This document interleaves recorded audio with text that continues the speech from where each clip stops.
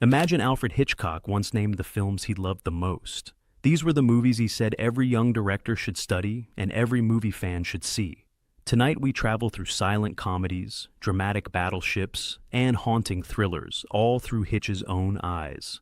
Lights dim, projector humming, our journey begins. The Gold Rush, 1925. Snow fills the giant screen. A tiny man in a bowler hat, Charlie Chaplin, climbs a white mountain. Hitchcock admired this film for its perfect timing. He said every gag lands like a clock chime.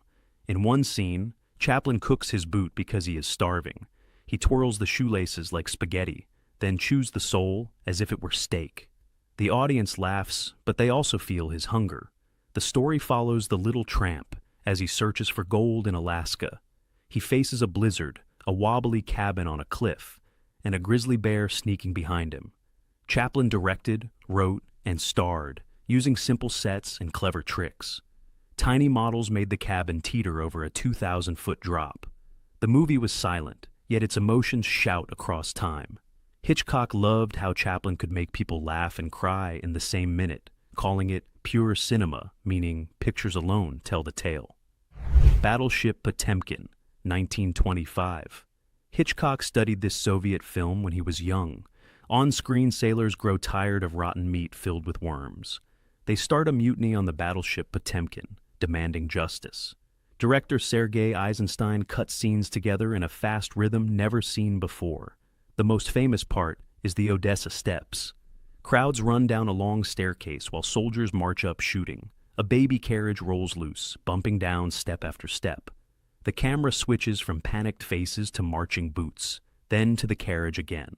Hitchcock copied this idea of quick cuts for his own tense scenes. He said Eisenstein showed how editing can control heartbeats. The film ends with the rebel ship sailing under raised drawbridges, greeted by cheering people. Though the story is short, only about 70 minutes, its power changed movies forever. Hitch called Eisenstein the supreme editor, the man who taught scissors to dance. Intolerance, 1916. Director D.W. Griffith built real Babylon walls taller than houses to tell 4 different stories at once. One takes place in ancient Babylon, another in Jerusalem, another in Renaissance France, and one in modern America. A gentle mother rocking a cradle links them, showing how intolerance and hate repeat through history. Hitch liked the daring idea of jumping across thousands of years. He later used smaller cross-cut stories in his thriller about 2 trains passing each other. The Babylon scenes show armies on moving towers and giant stone elephants. Griffith used 30,000 extras, real costumes, and tricks with mirrors to make crowds look even larger. Even silent, trumpets seemed to blast through the screen. Hitchcock said, "Intolerance proved movies could be larger than life and teach lessons too. Though over 3 hours long, its energy keeps running, just like the cradle that never stops rocking." Variety, 1925. German director E.A. Dupont places the camera on swings, ladders, and spinning wheels inside a circus. The story shows a trapeze artist who falls in love with his new partner high above the crowd. Jealousy burns, leading to tragedy. Hitchcock praised what he called the roaming or unchained camera. Instead of standing still, it flies with the performers, letting the audience feel dizzy joy and fear. The camera hangs from ropes, rushes along planks, and even flips upside down. This was brave in the silent era, when cameras weighed as much as a refrigerator. The love triangle is simple, but each look, every drop of sweat, appears huge on screen. Hitch said Dupont proved that moving the camera can turn a small drama into suspense. Later, Hitchcock used the same freedom in his own circus tale, Sabotage. Variety helped teach him that motion can be a storyteller too. Greed, 1924. Erich von Stroheim wanted to film every page of the novel McTeague. His first cut was 9 hours, but the studio chopped it down to 2. Even so, Greed feels enormous. The plot starts with dentist McTeague and his wife Trina winning a lottery ticket. Greed grows like weeds between them. Money hidden in a birdcage leads to lies, then violence. Hitchcock told François Truffaut that the ending in Death Valley is horror without a knife. 2 men, once friends, handcuffed together, die of thirst with gold coins scattered like dry leaves. Von Stroheim actually dragged actors to the hot desert, their shoes melting in the sand. Every tooth, every coin shines in gritty close-up. Hitch admired fearless realism. He believed this film showed what happens when desire takes over and pity dries up. Though many missing scenes are lost, what remains still stuns with raw power. Mother, 1926. Russian director Vsevolod Pudovkin tells the tale of a simple mother caught in a workers' revolt. Her son joins protesters, soldiers fire, snow turns red. Hitchcock used this film in London, lectures to explain linkage montage, meaning one image leads minds to the next. Pudovkin shows ice breaking on a river, then cuts to police lines cracking apart. The mother hides rifles in her quilt, tears shining on her face. At the end, she stands before charging cavalry, arms wide, a symbol of pure courage. Pudovkin mixes close faces with sweeping crowd shots, teaching viewers to connect feelings and ideas.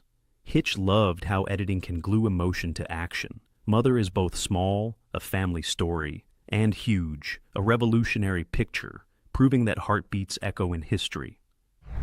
Sunrise, 1927. In Sunrise, a simple farmer is tempted by a city woman in a black dress. She whispers, "Sell your farm, drown your wife, run away with me." Director F.W. Murnau moves the camera like a ghost over marshes and through fog. When the farmer and his wife reach the city, streets fold open, lights sparkle, horns honk. Hitchcock called this film a heartbeat on screen because the shots breathe with the characters. A single take follows them across a busy road, cars zipping by, yet they do not notice because love returns. Sunrise used hidden tracks so the camera could glide smoothly, a new trick in 1927. The movie won the first Oscar for Unique Artistic Picture. Hitch admired its blend of terror, guilt, and forgiveness. Watching Sunrise feels like reading a fairy tale painted with light.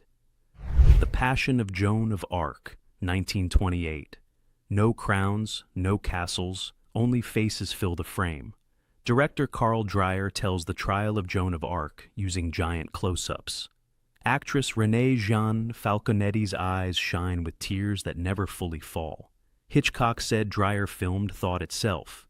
The story shows Joan questioned by stern judges, hair cut, hands shaking.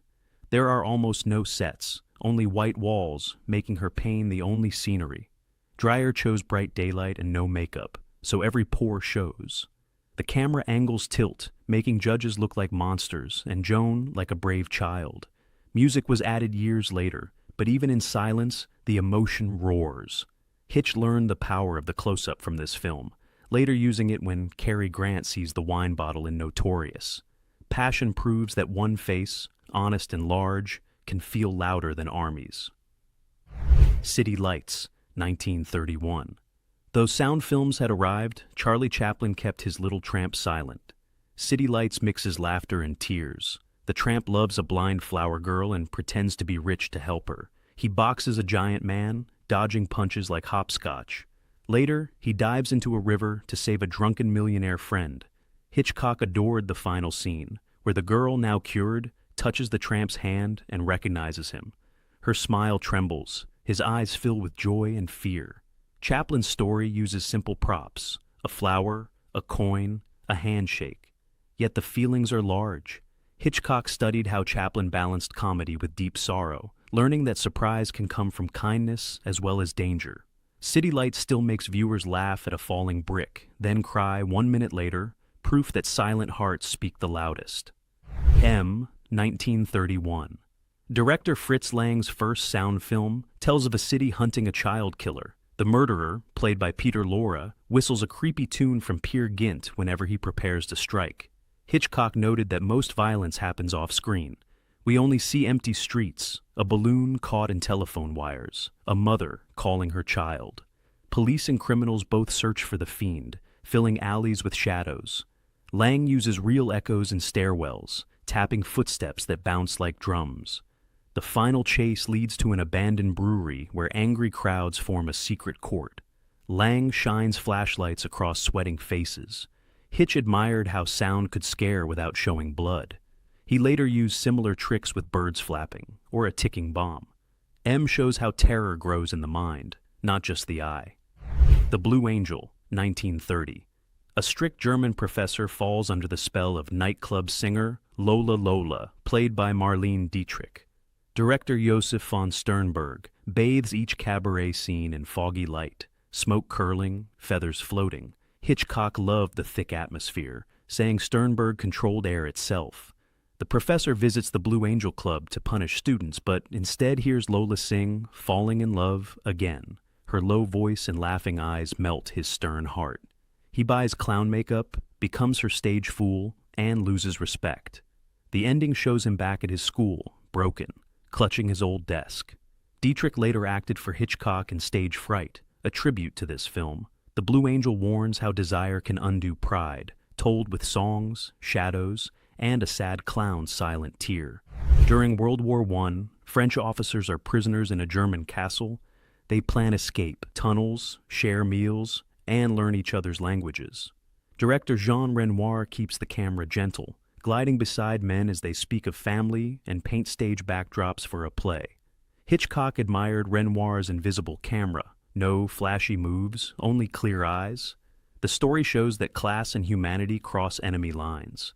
A French captain, once a mechanic, becomes friends with a wealthy German commandant, both bonding over flowers in a greenhouse.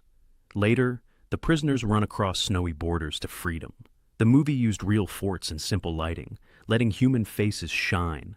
Hitch borrowed the single-set idea for Lifeboat, where strangers must work together on a boat. La Grande Illusion proves war films can focus on hope, not just battles.